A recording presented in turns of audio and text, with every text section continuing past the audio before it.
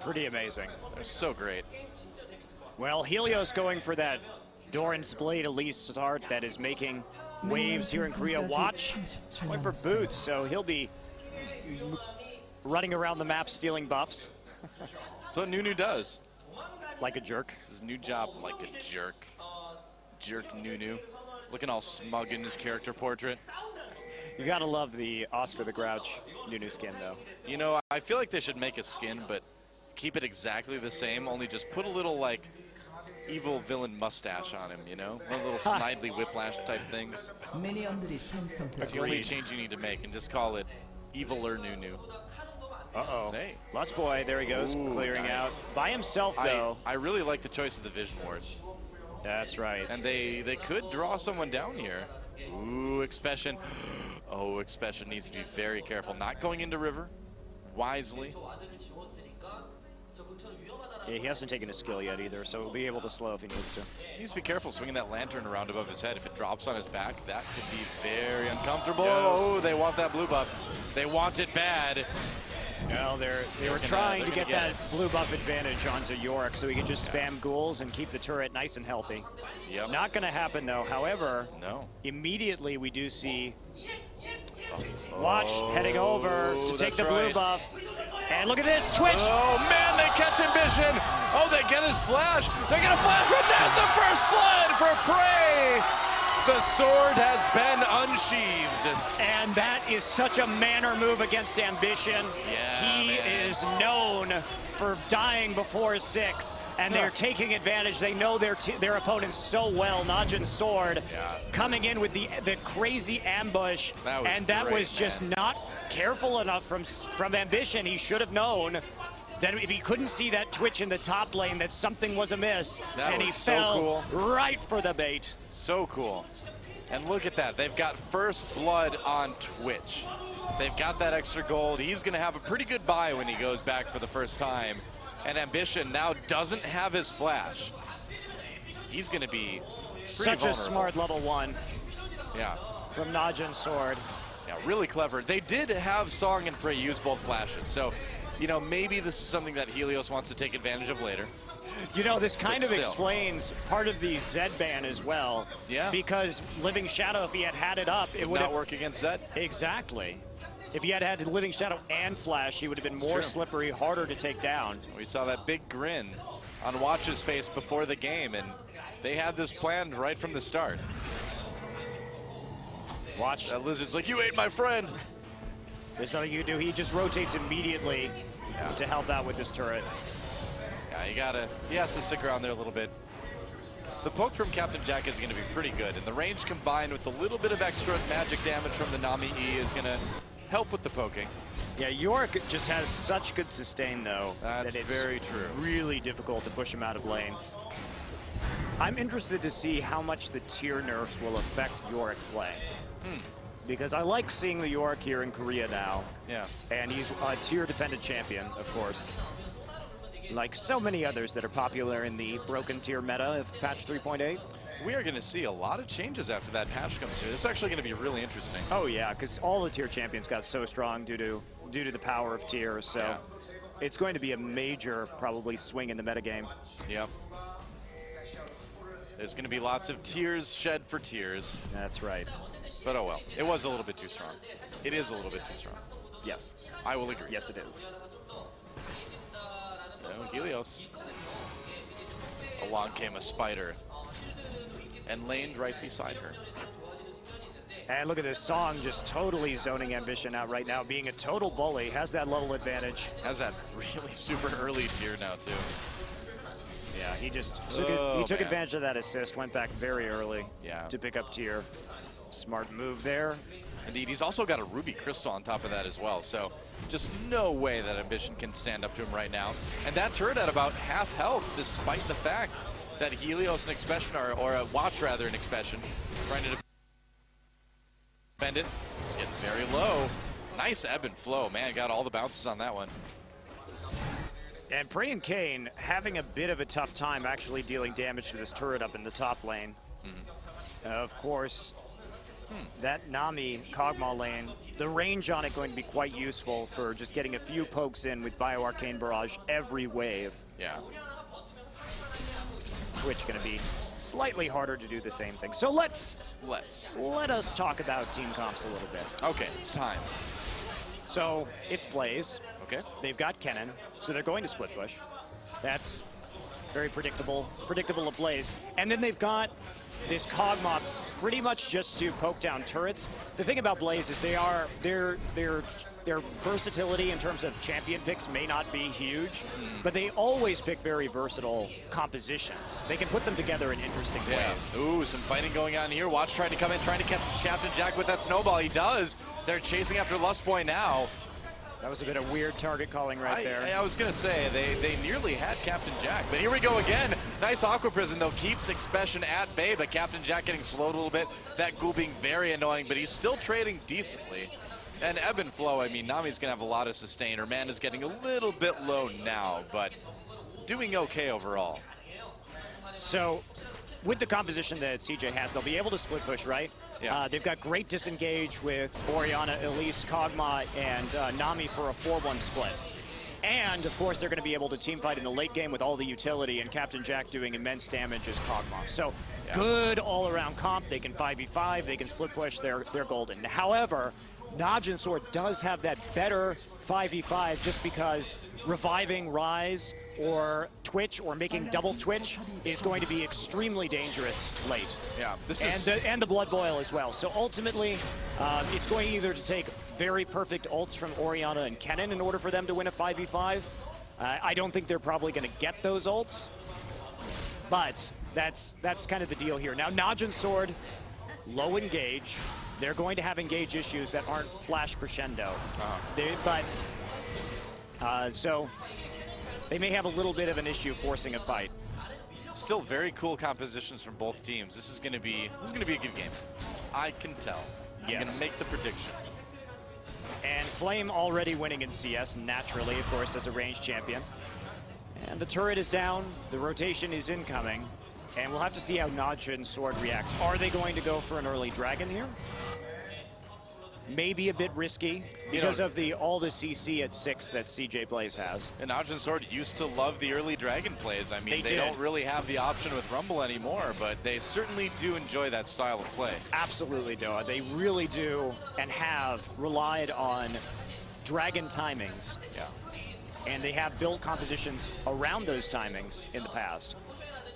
And of course, with Nunu, they do have an option. Yeah, totally. But they're going to give it up. They know they're there. The pings are going down. The ward has seen them, and instead, the recall from Frey and Kane will send them to the top lane. They say, we don't need this. Yeah. We scale really well into the late game with Twitch, Nunu, and Rise. You can have this one, Blaze.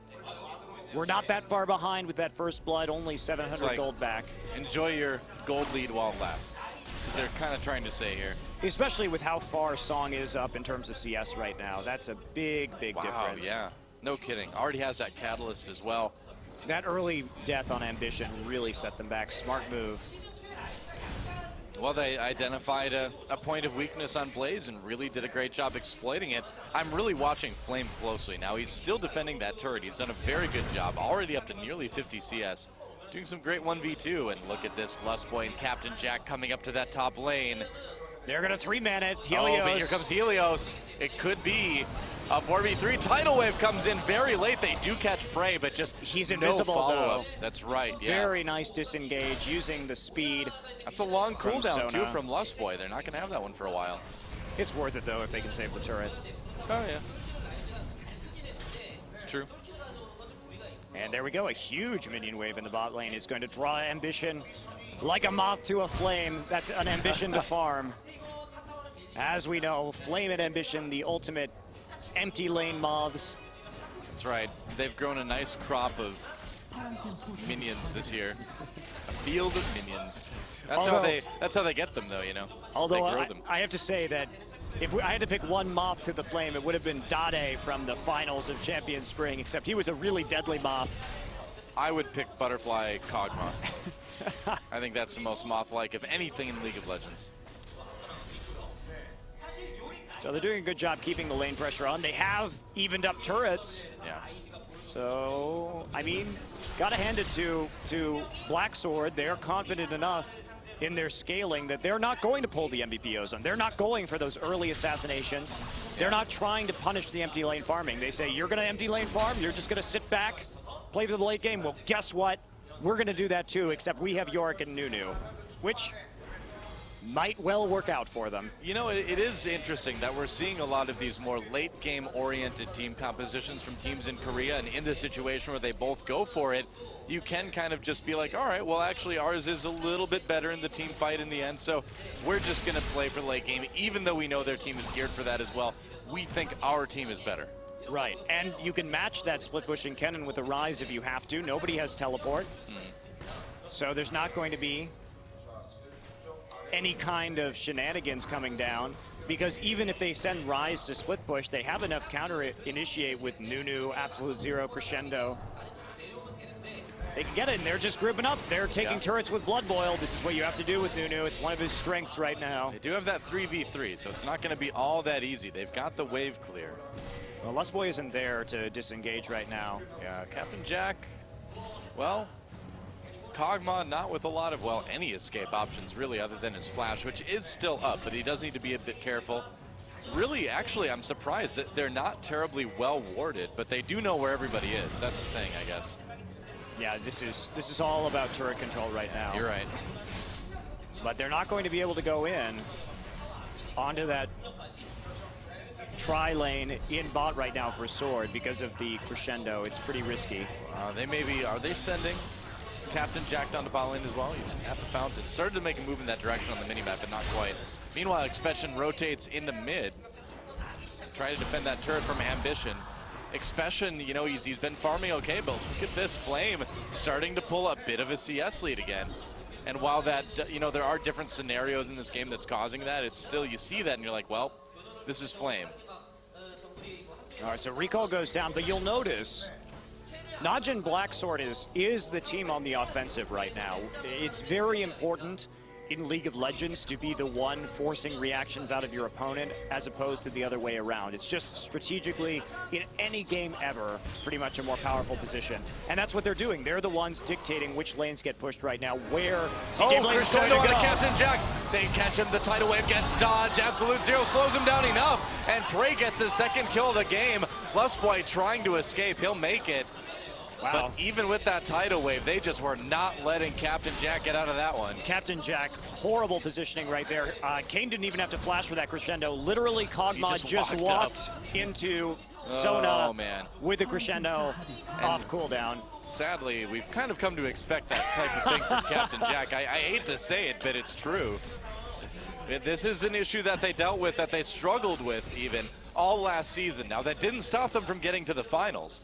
But it is still an issue that makes them a less than perfect team. Not quite as good as they could be. That's right, and they lose a tower for it as well. I mean, that was honestly a pretty baffling play by Captain Jack right there. Just strolling right up to Crescendo and then just getting melted by Prey. He tried to be all hipster, was tried to be a fan of some of the music from the, I guess, I don't know, counter-engage culture. I don't know what you wouldn't call it, but Kane was happy to play him a solo. That's right. Of death. Of doom. Of doom. And they're all lining up. Helios, Helios repelling, but where's he gonna go? Tries to come down, there's he's flashing out of that. They catch him with the Rune Prison anyway.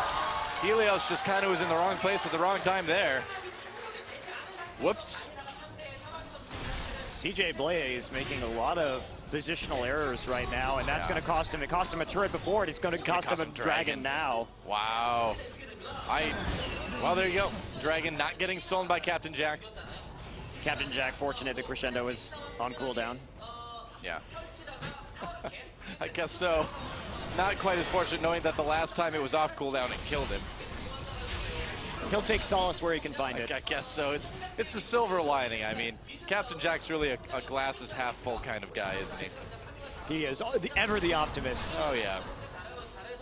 He's like, well, it's raining, but I've got an umbrella. Oh, there's the cleanse. Immediately another Crescendo. It's off cooldown. I guess that means Captain Jack gets close to death. The Ignite ticking down. They did manage to disengage with Tidal Wave that time, but they want to save that Tidal Wave for something better than saving Captain Jack. Yes, they do. Because if you don't have it for disengage in the full-on team fight, Captain Jack is just never going to get the auto attacks that Blaze needs in order to mop up. He's their main source of damage. Yeah. Kane's Crescendo is just becoming a chorus. It just happens every few minutes now without fail. Well, Blaze is doing a good job of controlling vision right now, even if their deaths and the picks that Black Sword have gotten has led them to taking objectives. And they're just going to pray that red buff and start returning to lane here. I mean, Blaze definitely not out of it yet. I mean, we're only 16 minutes in, but they need to tighten things up a little bit. This is not the near-perfect play from Blaze that we've kind of come to expect, except when they're in finals. But well, right now, what's suspect? What's less obvious that Black Sword is doing, we've talked a lot in the past about Blaze's skill at manipulating minion waves. Ooh, they're hiding in the fog of war. Yes, they are. Not anymore. Oh, Twitch coming in with that invisibility. So this is the problem. They have very poor engage. They have very poor engage, so they're trying to pull these tricks in order to force a fight, but they can't do it. So Blaze has had that very good minion manipulation to shove turrets with stacked waves, but they can't do it if they're not the ones dictating where the farm is.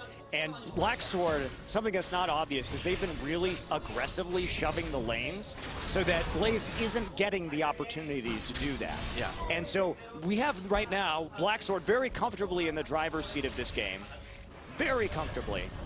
Good observation, yeah. That's what they need to win here. When Blaze gets in the driver's seat, when Flame can be the pilot, as he's known here, piloting his team to victory, that's an expression for carrying here, and they call Flame the pilot of Blaze. He's a guy who steers the ship to victory. So you don't let Flame be the pilot. You don't let him have control of the game. Well, and now try to use that long range of the ball and Arcane Barrage to try to force people off this turret. And they'll be successful because NaJin Black Sword cannot hard engage them. Yeah. And here's where patience for CJ is starting to pay off a little bit. Well, they know they have a better siege comp and they're playing it. This is the brilliant. Pray and Watch coming in from the outside. They get the slow with the absolute zero and the snowball. Tons of flashes used. Can they save him? Helios gets taken down fast. Oh, they managed to get Orianna as well. Ambition goes down 2-0. The Crescendo helping secure that one. And Expassion in the back. Captain Jack trying to cut him. Oh, Flame might get him. He's going to pop the slicing Maelstrom, and Expassion just making a little bit of a bad call coming around that side. Ulting himself too, which isn't going to do a whole lot, but nope, he's going to dive that turret though, no problem. Can they get some kills out of this? They're coming down. Lust Boy's very low. Captain Jack is as well. Oh, they get Captain Jack. Redemption for Ambition, and they're going to get the mid lane turret as well. I talk about this a lot, Doa, but here's the thing. When you have a siege comp, a poke comp like the one that we're seeing right now, Orianna Kog'Maw, you have to imagine that you are a piece of artillery. You can aim, you're very powerful when aimed in a direction, but it's really hard to turn that thing around quickly. Yeah. So you have to be so aware of flanks coming in. NaJin Black Sword knew that. And where we had once seen a lot of vision wards on the side of the river because CJ Blaze was aware of this possibility as well, because the flank coming from an ambush Twitch, we also see good flanks against poke teams coming in with Evelynn a lot of the time. Evelynn Shen, very strong against poke. They're using Twitch like they would in Evelynn to get that flank, to get the slowdown from the poison, and that they have to be able to ward their flanks. No wards on the flanks, that'll happen every time.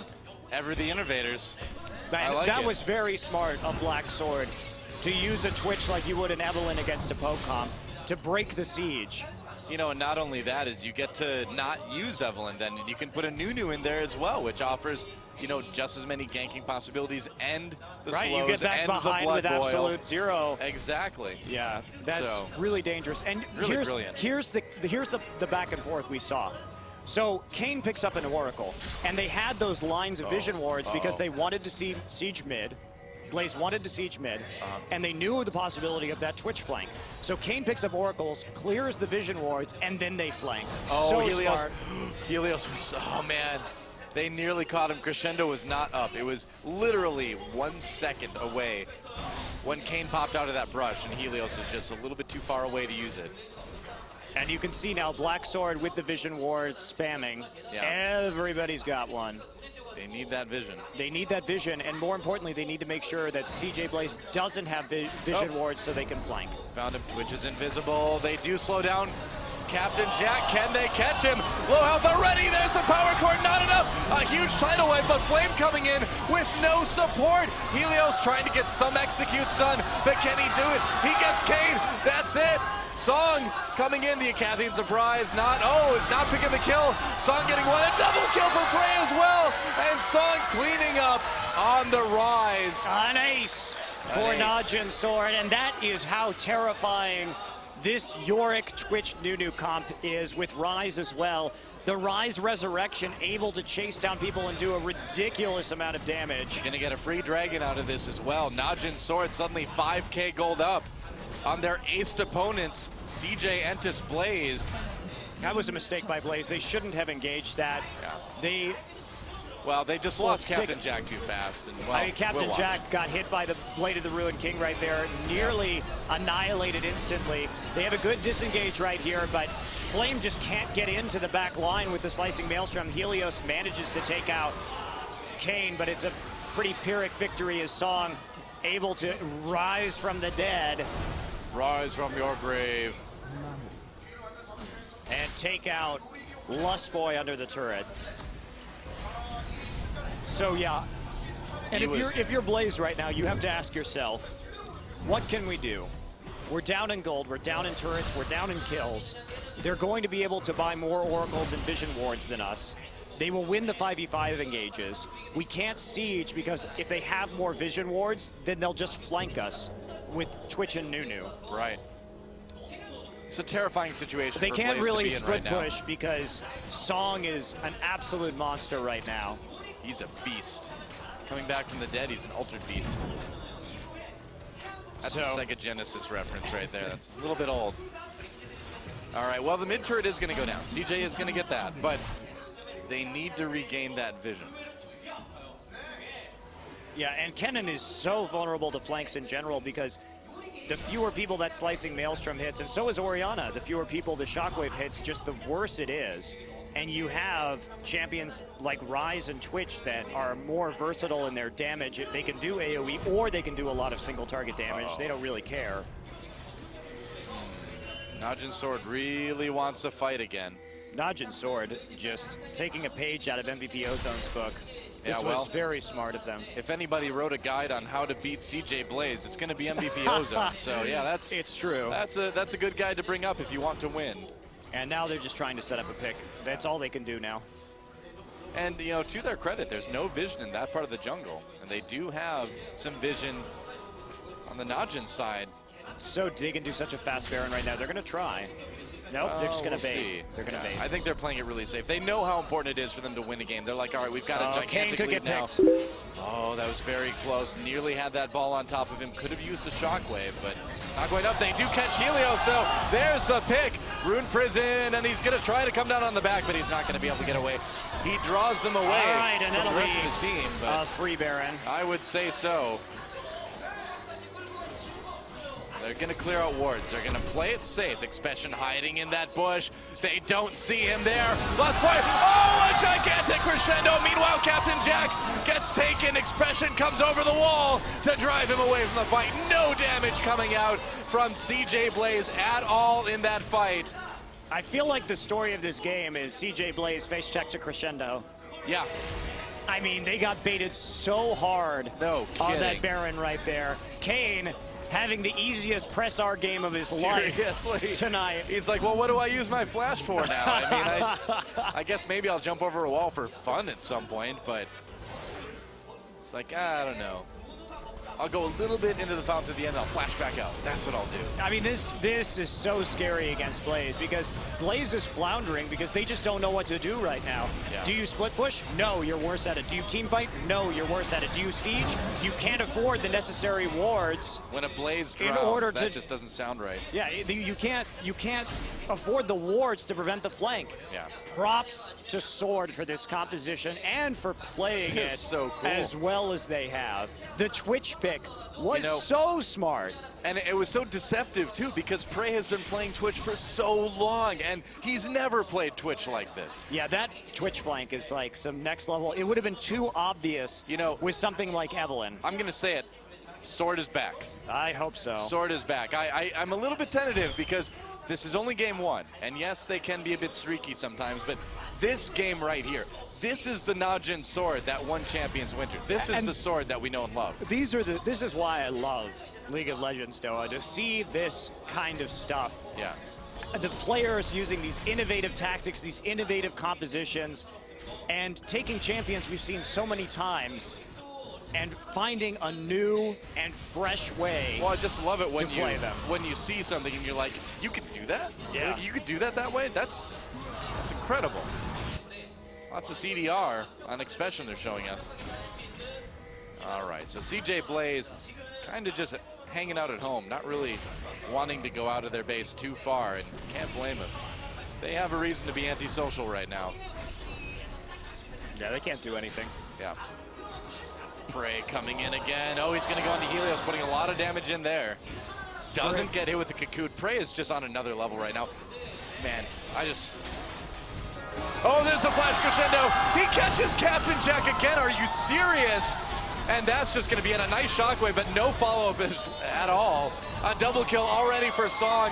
Helios on the run. Lustboy trying to speed him up, but there is just literally nothing that CJ Blaze can do. A triple kill for Song. Flame comes in for the anti-celebration, slicing Maelstrom. Nearly takes down Song, but not quite. There it goes. We could very well see a surrender here. Oh, it's the end of the game for sure. It is. I guess, yeah, they're not. It feels like it's sooner in the game, doesn't it? But